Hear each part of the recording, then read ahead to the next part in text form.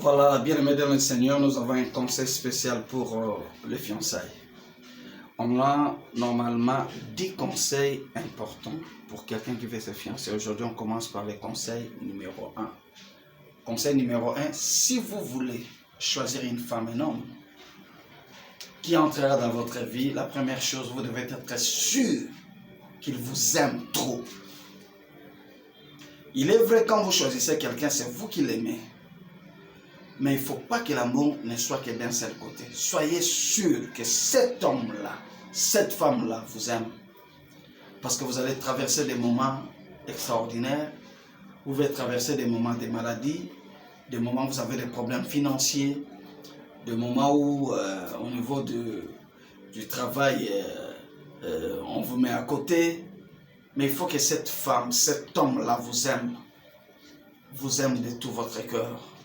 Parce que voyez-vous, Jésus avait un disciple au nom de Jean qui l'aimait beaucoup plus que tous les autres disciples.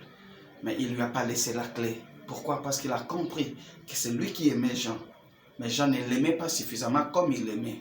Mais il a laissé la clé, pas celui qui l'aimait beaucoup, mais celui qui l'aimait beaucoup. C'était Pierre. Pierre aimait Jésus. Il était prêt à couper l'oreille. Et d'ailleurs, quand il avait coupé l'oreille là, ce n'est pas l'oreille qu'il visait. Il visait les coups.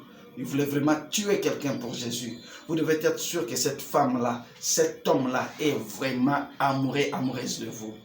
Amoureux, amoureuse ne veut pas dire coucher avec lui. Non.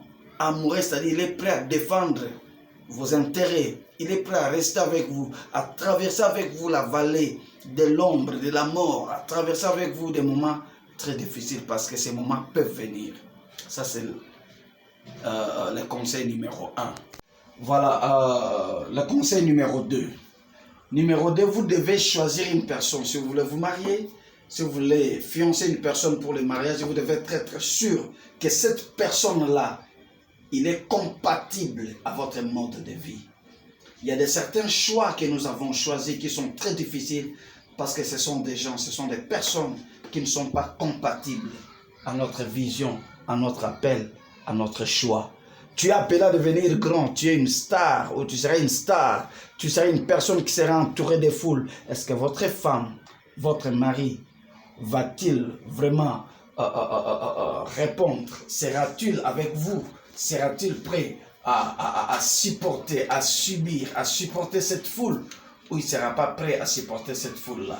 Vous devez être sûr que cet homme-là est compatible à votre mode de vie. Vous êtes chrétien, va-t-il accepter votre chrétienté? Vous êtes politicien, sera-t-il prêt à être avec vous, à vous soutenir? Vous êtes pasteur, sera-t-elle prête à vous suivre dans le pastoral, dans le ministère? C'est très important. Et d'ailleurs, pour les pasteurs, je voulais dire quelque chose.